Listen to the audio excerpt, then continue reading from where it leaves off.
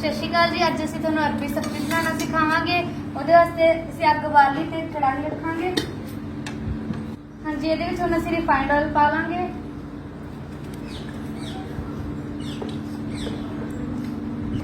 ਹਾਂਜੀ, ਅਰਬੀ ਨੂੰ ਤੁਸੀਂ ਆਪਣੀ ਮਰਜ਼ੀ ਅਨੁਸਾਰ ਕੱਟ ਸਕਦੇ, ਜਿਵੇਂ ਕਿ ਗੋਲ ਪਸੰਦ ਕਰਦੇ ਨੇ ਕਿ ਲੰਬੀਆਂ ਲੰਬੀਆਂ ਕਰਦੇ ਨੇ, ਤੇ ਉਹ ਤੁਹਾਡੀ ਮਰਜ਼ੀ ਤੁਸੀਂ ਕਿਸ ਤਰ੍ਹਾਂ ਦੀ ਅਰਬੀ ਨੂੰ ਕੱਟਣਾ।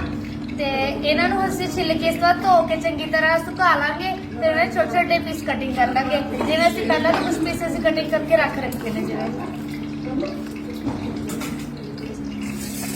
ਜੀ ਰਿਫਾਈਂਡ ਗਰਮ ਹੋ ਚੁੱਕਿਆ, ਹੁਣ ਅਸੀਂ ਇਹ 'ਚ ਅਰਬੀ ਪਾ ਲਾਂਗੇ ਫਰਾਈ ਹੋਣ ਨੂੰ। ਜੇ ਤੁਹਾਡਾ ਮਨ ਹੈ ਤੁਸੀਂ ਸਰੋਂ ਦਾ ਤੇਲ ਵੀ ਪਾ ਸਕਦੇ ਹੋ। ਹਾਂਜੀ, ਅਸੀਂ ਇੱਕ ਗੱਲ ਦਾ ਜ਼ਰੂਰ ਧਿਆਨ ਰੱਖਿਆ ਵੀ ਅਰਬੀ ਨੂੰ ਅਸੀਂ ਚੰਗੀ ਤਰ੍ਹਾਂ ਧੋ ਕੇ ਇਹਨਾਂ ਨੂੰ 3-4 ਘੰਟੇ ਧੁੱਪ ਲਵਾਈ ਹੈ, ਇਹਦੇ ਨਾਲ ਨਾ ਅਰਬੀ ਦਾ ਟੇਸਟ ਵਧੀਆ ਹੋ ਜਾਂਦਾ ਹੈ।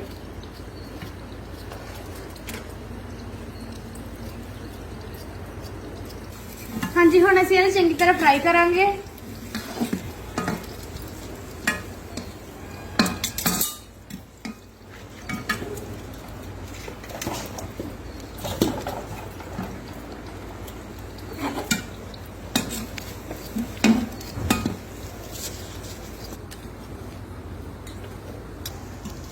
ਇਹਨਾਂ ਨੂੰ ਫਰਾਈ ਹੋਣ 'ਚ 5 ਤੋਂ 7 ਮਿੰਟ ਲੱਗਣਗੇ। ਆਪਾਂ ਹੁਣ ਇਹਨਾਂ ਚੰਗੀ ਤਰ੍ਹਾਂ ਫਰਾਈ ਕਰ ਲਾਂਗੇ।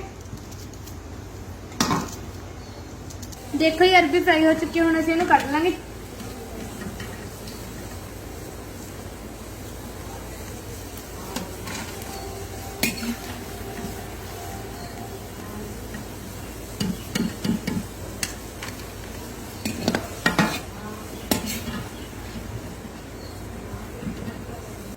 ਹਾਂਜੀ, ਹੁਣ ਅਸੀਂ ਬਾਕੀ ਦੀ ਬਚੀ ਹੋਈ ਅਰਬੀ ਵੀ ਪਾ ਦਾਂਗੇ।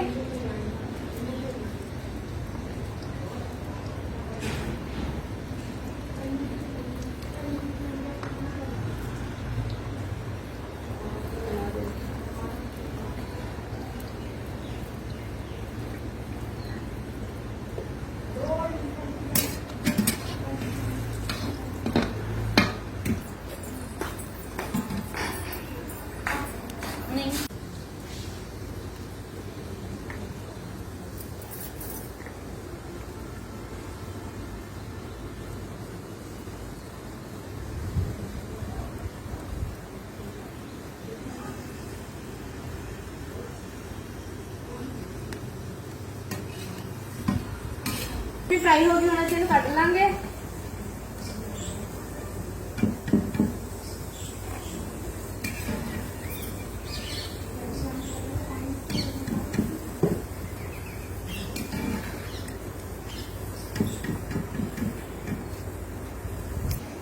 अरबी चंगी तरह हुणे भी फ्राई हो गई, असीं इहनूं भी कट लांगे।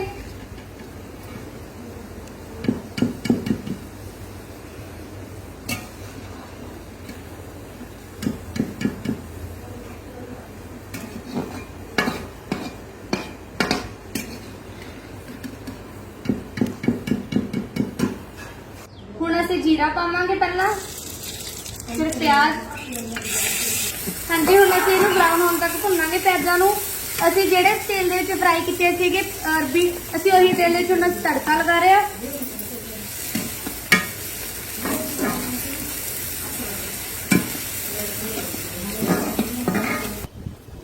प्याज हुण ब्राउन हो गए ने, हुण असीं टमाटर ते साफ कीतियां हरियां मिर्चां पा दांगे।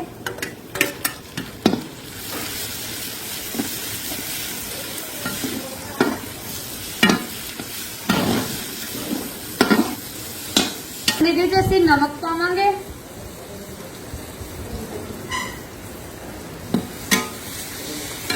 देगी मिर्च,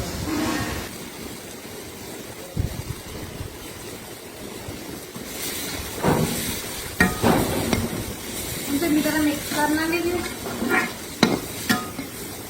इहदे विच हुण असीं हल्दी पावांगे,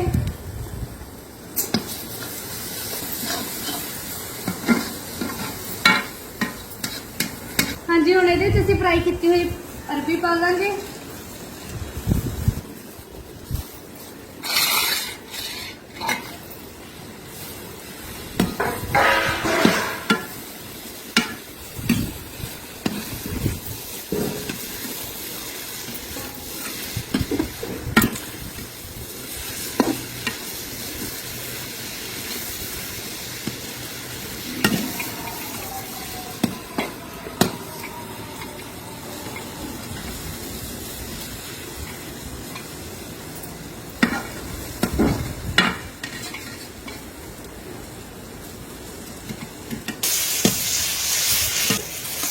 ਹੁਣ ਇਹਨੂੰ 5 ਮਿੰਟ ਤੱਕ ਅਸੀਂ ਭੁੰਨਾਂਗੇ ਤਾਂ ਜੋ ਮਸਾਲੇ ਦੇ ਵਿੱਚ ਚੰਗੀ ਤਰ੍ਹਾਂ ਮਿਕਸ ਹੋ ਜਾਣ।